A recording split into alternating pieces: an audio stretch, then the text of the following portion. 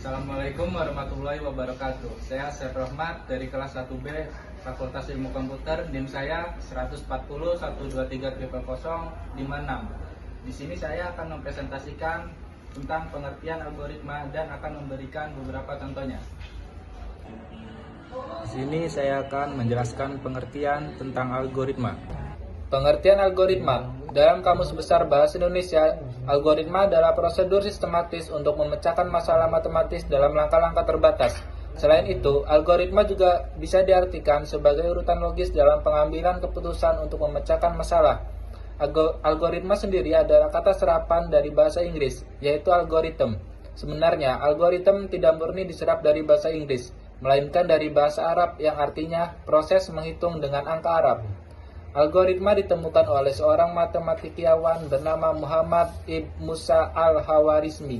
Dalam dunia literatur barat, al-Khawarizmi lebih dikenal dengan julukan algoritm.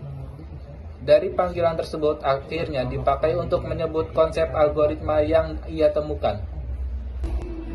Selanjutnya ada fungsi dan manfaat algoritma. Fungsi dan manfaat algoritma. Pada dasarnya, fungsi utama dari suatu algoritma adalah agar mampu memecahkan suatu masalah. Sedangkan fungsi dan manfaat lain dari algoritma adalah sebagai berikut. 1. Agar bisa membantu menyederhanakan suatu program yang rumit dan juga besar. 2. Agar bisa mempermudah membuat program yang dapat menyelesaikan masalah tertentu. 3. Bisa digunakan berulang kali dalam menyelesaikan suatu permasalahan. 4. Membantu menyelesaikan suatu masalah dengan logika dan juga sistematis. 5. Agar bisa meminimalisir penulisan program secara berulang-ulang. 6. Agar mempermudah pembuatan program yang lebih rapi dan juga terstruktur. 7. Mempermudah proses modifikasi pada suatu program karena bisa dilakukan hanya pada satu modul saja tanpa merubah modul yang lainnya lagi. 8. Mampu membantu menemukan kesalahan karena alur kerjanya yang jelas. 9. Mempermudah berbagai proses dokumentasi. Yang ketiga ada dasar penyusunan algoritma. Dasar penyusunan algoritma. Sejauh ini belum ada standarisasi tentang bagaimana menyusun algoritma. Secara prinsip, Anda mempunyai kebebasan untuk menyusun suatu algoritma. Anda dapat menggunakan kata-kata dalam bahasa manusia, pseudocode, dan bahkan diagram alir untuk mewujudkan suatu algoritma. Walaupun begitu, ada beberapa hal yang perlu diperhatikan dalam menyusun suatu algoritma. Menurut Knapp dan Horowitz, ada beberapa hal yang perlu diperhatikan seperti 1. Finiteness, 2. Definiteness, 3. Masukan, 4. Keluaran, dan 5. Efektivitas. Berikut adalah beberapa contoh dari penggunaan algoritma. 1. Algoritma luas persegi panjang. 1. Inputkan panjang. 2. Inputkan lebar. 3. Rumus untuk menghitung luas, yaitu L sama dengan P kali L. 4. Nilai luas akan dicetak sebagai output ke perangkat output. Yang kedua ada algoritma panggilan telepon. 1.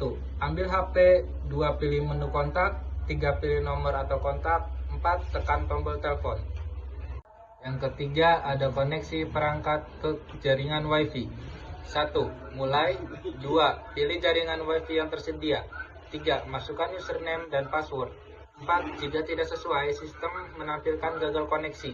5. Jika sesuai, koneksi internet aktif WiFi dapat digunakan. 6. Selesai. Yang keempat, ada algoritma membuat susu.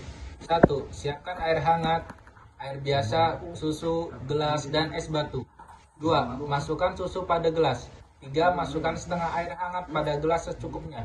4. Masukkan air biasa secukupnya. 5. Aduk susu dan air agar tercampur merata. 6. Masukkan es batu jika ingin susu dingin. 7. Susu sudah siap dinikmati. Yang kelima ada algoritma membuat teh manis. 1. Siapkan gelas, termos, gula, dan juga kantong teh. 2. Masukkan kantong teh ke dalam gelas. 3. Tambahkan sedikit gula atau secukupnya. 4. Tuangkan termos yang berisi air panas ke dalam gelas yang berisi kantong teh dan gula. 5. Aduk teh dan gula hingga tercampur merata menggunakan sendok. 6. Teh manis siap untuk dinikmati. 6. Algoritma membuat kopi. 1. Menyiapkan bahan-bahan kopi gula. 2. Masukkan gula dan kopi ke dalam gelas. 3. Menyiapkan air panas. 4. Masukkan 1 gelas air ke dalam panci. 5. Taruh panci ke atas kompor. 6. Nyalakan api. 7. Tunggu hingga air mendidih.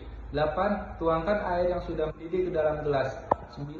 Aduk hingga gula larut semua. 10. Kopi siap disajikan. Yang ketujuh ada algoritma membuat nasi goreng.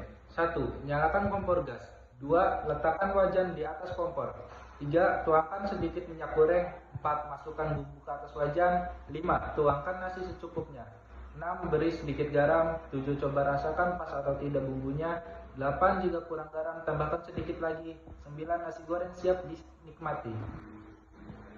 Yang kedelapan ada algoritma membuat telur dadar. 1. Siapkan bahan-bahan mulai dari telur, ayam mentah, garam, dan minyak. 2. Nyalakan api kompor. 3. Tuangkan minyak ke dalam wajan. 4. Pecahkan telur ayam ke dalam mangkok. 5. Tambahkan garam secukupnya. 6. Aduk campuran telur dan garam. 7. Tuang adonan telur ke dalam wajan. 8. Masak telur hingga matang. 9. Angkat telur dan tiriskan. 10. Selesai. Yang kesembilan ada algoritma membuat kue.